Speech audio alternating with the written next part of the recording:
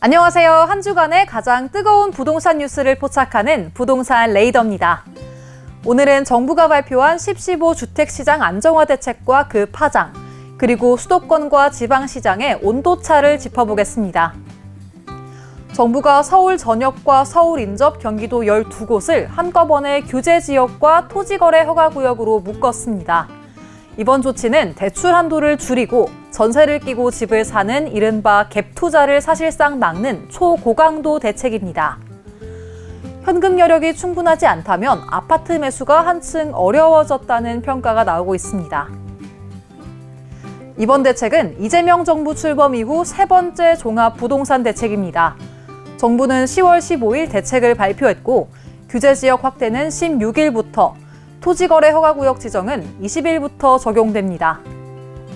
정부는 시중자금이 부동산으로 과도하게 쏠리고 있다며 특단의 조치가 필요했다고 설명했습니다. 먼저 규제지역부터 살펴보겠습니다. 기존에는 강남 3구와 용산구에만 적용되던 규제가 서울 25개 전 자치구로 확대됐고요. 경기도에서는 과천, 광명, 성남, 의왕, 하남 등이 추가됐습니다. 규제지역으로 지정되면 주택담보대출 비율, 즉 LTV가 70%에서 40%로 낮아지고요. 세금과 청약, 재건축, 재개발 등 여러 규제가 동시에 적용됩니다. 이번 조치로 수도권 약 231만 가구가 영향을 받게 됩니다. 이 지역에서 주택을 매수할 때는 내국인, 외국인 구분 없이 2년간 실거주해야 합니다.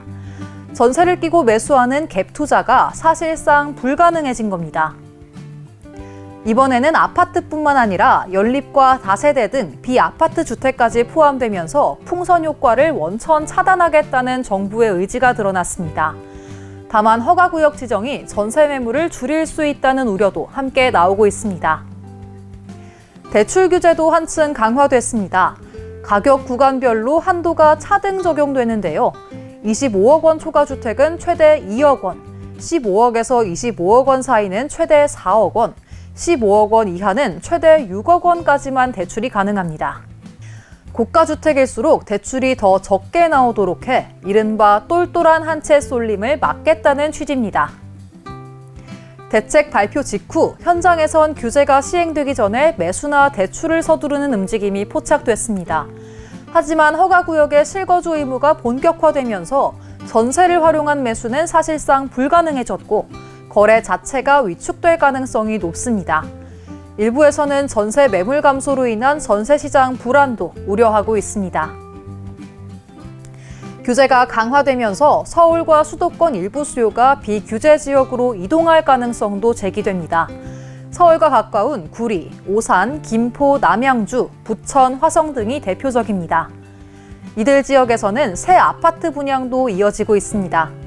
다만 이런 움직임은 핵심 입지와 신축 중심의 선택적 강세로 이어지며 지역 내 양극화가 더 심해질 수 있다는 지적도 있습니다. 결국 이번 대책은 시장을 실거주 중심으로 재편하려는 성격이 강합니다. 전세를 활용한 우회 매수는 어렵고 대출 의존도도 낮아졌습니다.